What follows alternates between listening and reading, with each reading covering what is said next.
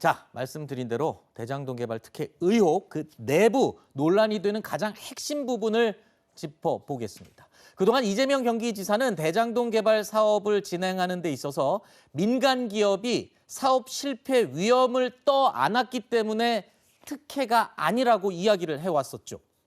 지난 14일입니다. 기자회견에서 했던 이야기 먼저 들어보시죠. 공영 개발에 참여한 민간 투자자 수익이 많다고 비판하시는데 당시에 민간 개발하도록 허가했으면 더 5,503억 원도 그 사람들한테 귀속됐을 텐데 민간 사업자들이 자금 조달, 개발 업무, 분양 처분 등 모든 책임을 지고 손실 위험도 100% 부담했기 때문에 성남시는 돈 한 푼 투자 안 하고 아무런 위험 부담 없이 인허가권 행사만으로 무려 5,503억 원 가량의 개발 이익을 환수한 겁니다. 대장동 개발은 대표적인 모범 개발 행정 사례입니다.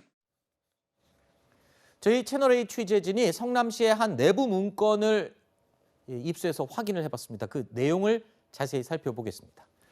자, 지난 2015년 2월에 작성된 이 문건에는요, 대장동 개발을 위한 특수목적법인에 성남시가 출자를 하는 게 타당하다라는 내용의 보고 내용이 담겨 있습니다.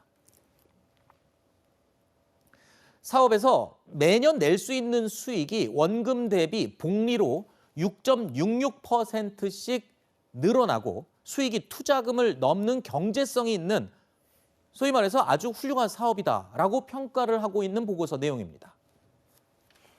이 보고서는요, 이재명 당시 성남시장의 결재를 받기도 했습니다.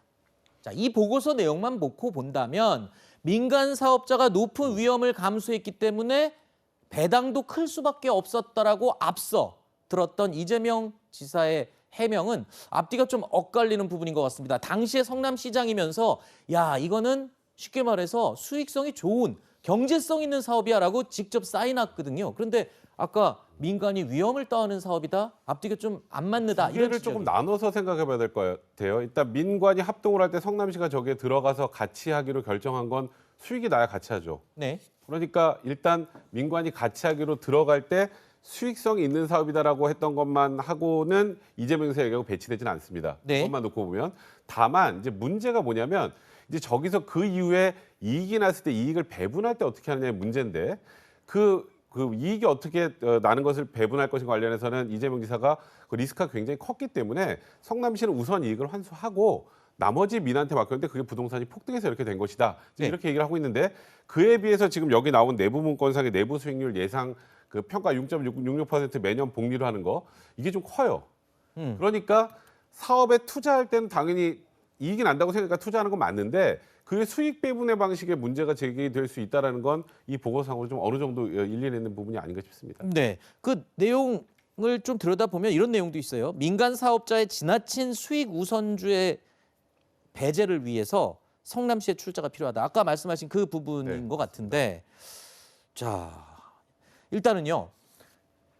대장동 개발 특혜 의혹의 핵심은요. 적은 지분을 가진 민간 기업이 어떻게 해서 수천억 원에 해당되는 배당금을 가져갔나.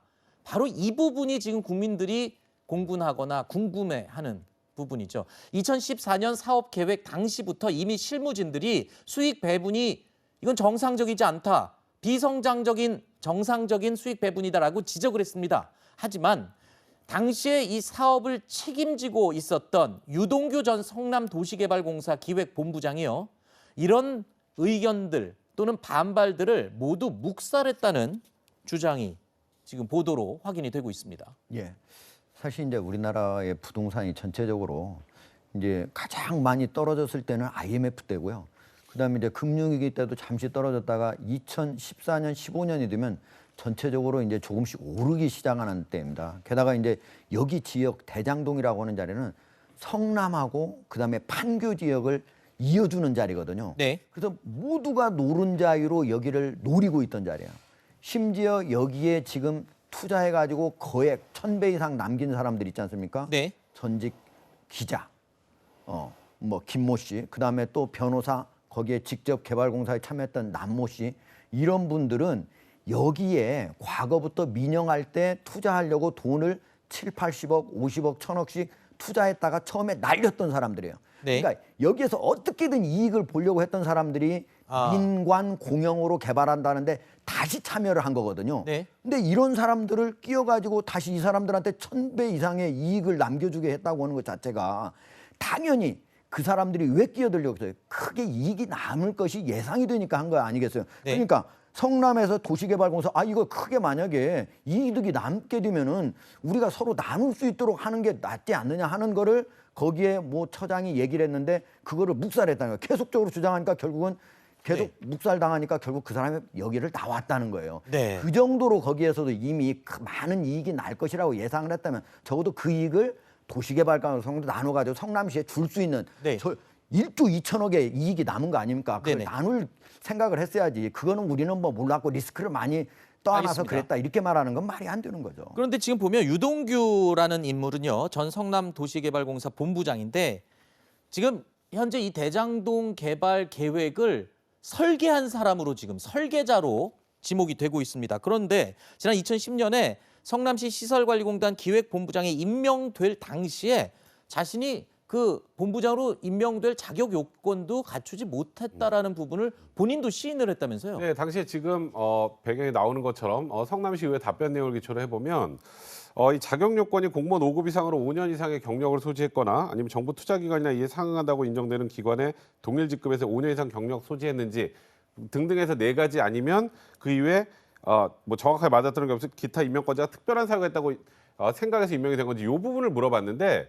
근데 저기서 나머지 요건에 해당되는 게 하나도 없었다는 거예요. 저게 왜 얘기가 나오는 거냐면 결국 이재명 성남 당시 시장의 측근이었기 때문에 시장의 그 판단으로 그냥 임명을 한 것이 아니냐. 그러니까 지금 이 사업 전반에 결국은 그러니까 이재명 성남 그 당시 성남지사가 이 부분에 대해서 어느 정도 다 인지할 수 있었던 게 아니라는 의혹 제기에 관련된 그런 내용입니다.